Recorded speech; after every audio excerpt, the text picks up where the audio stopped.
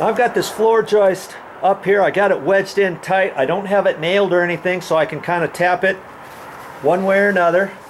And there's a reason why I haven't done the band pieces yet, and I'll explain that in a minute. I want to make sure that this board right here is going square with this line. Now, how can I figure that out? I don't have a 2-foot square on me, or a big, huge, long 4-foot T-square that you use to cut plywood with or sheetrock with or anything like that. And it's like I don't have any outside corner or inside corner to measure off of, do I? Anywhere, because when this sheet goes down here, I've determined I think I want to start from this end and go this way. 8 foot is going to be about 5 or 6 inches away from this last piece. I don't want an extra floor joist 4 or 5 inches away from there, because we're going to be trampling back and forth through here. There's going to be more weight there. I've got to attach this to the stucco, and I'd rather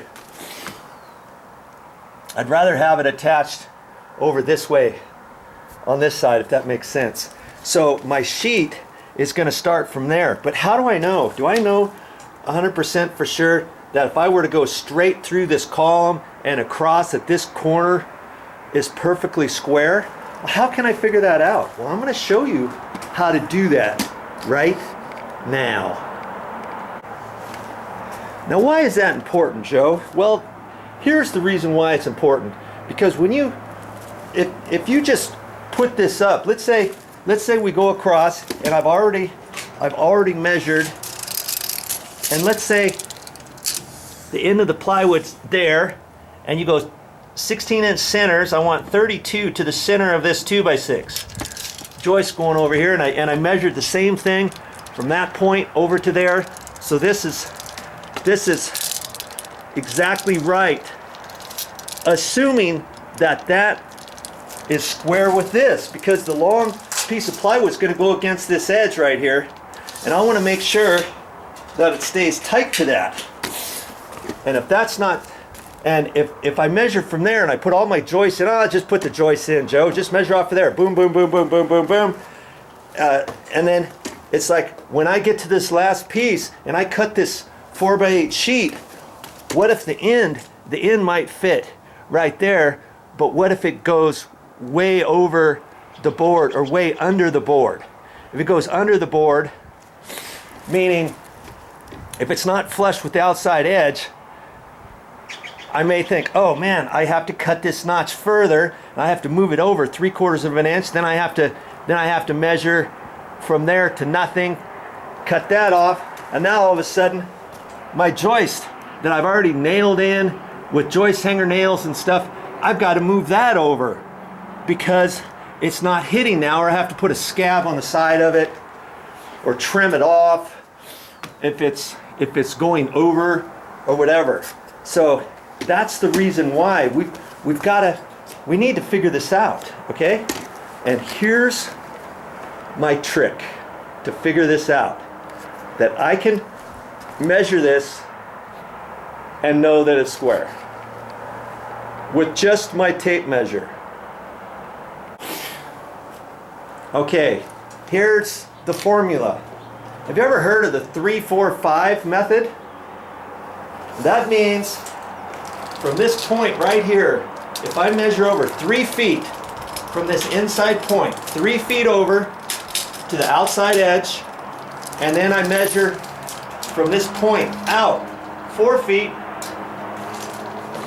to this right side edge, and then I put my tape measure between the points on the inside point, from inside to inside. That should be 5 feet, 3, 4, 5. If you figure 3, 4, 5, then you know it's square. And if you've got a large room or something and you want to figure something out, then you times that by 2. You can go 6, 8, 10. You know, if your room's bigger. If it's really super big, I've done it for big, huge commercial buildings before, laying out all the walls and figuring out where the T-bar is or if there's no T-bar ceiling. So lots of times if there's a T-bar ceiling, I'll plumb down, because usually if I build a T-bar ceiling myself, I make sure that those strings are exactly square.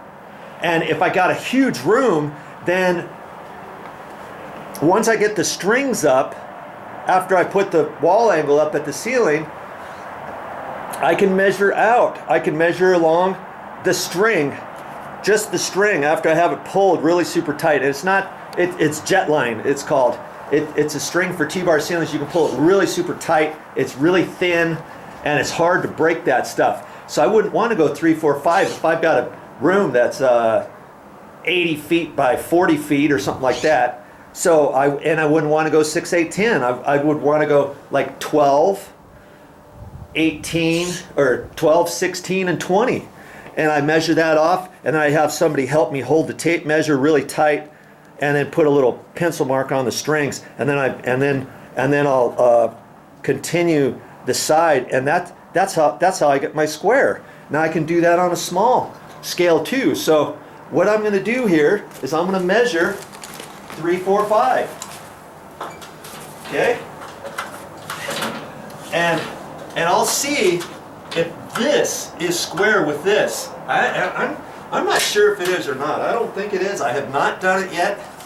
Okay, this is nice and snug. I cut it snug, so I'm gonna measure over 3 feet here, and it's gonna be to this outside edge. Okay, the outside edge, because I'm on the outside edge. I'm getting this corner, and so now I've got to measure over 4 feet here. I'm having a hard time measuring that. I'm going to have to move the ladder.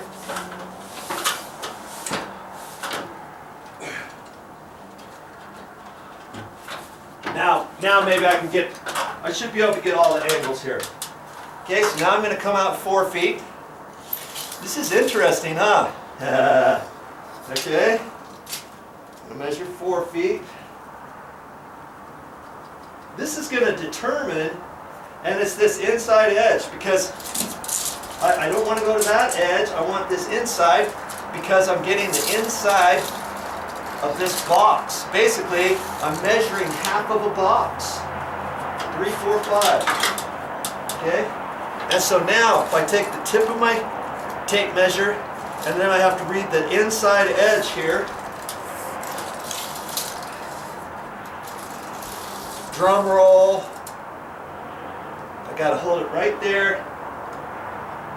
And I'm not at 5 feet, I'm at 59 and a quarter, and I should be at 60. I should be at 60 inches. Okay? So, I know this is not square with that. Okay? Number one, I want this to be square. This is not exactly necessarily where this beam's going to go just yet, okay? I'm just merely getting it square. Okay, so I'm going to put a pencil mark there, knowing that this edge is there. That's not necessarily where it's going to live forever. And so I know that this edge, I'm not going to move that. 3, 4, I've got my marks. 4 and 3. I pull my tape measure across, I want that to line up to 5 feet, so I know it's short now, so that this has to go that way.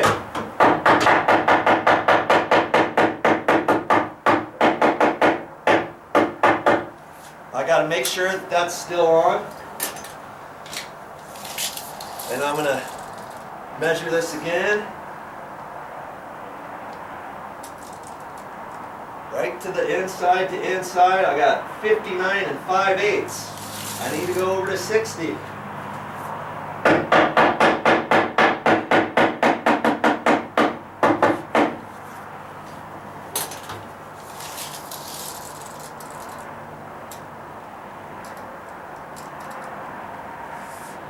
Now, if I had somebody here to help me, they could hold me right on that point, but you know, this is pretty close. There. That's right at 60. Just a hair short. I'm looking up here to see if I'm still on the line, which I am. And what I should actually do to be exactly perfect is take my square out. I should have done that first. I'm just going to pop this over, get it out of my way, and then I'm going to put a square line down here because that might affect my measurement.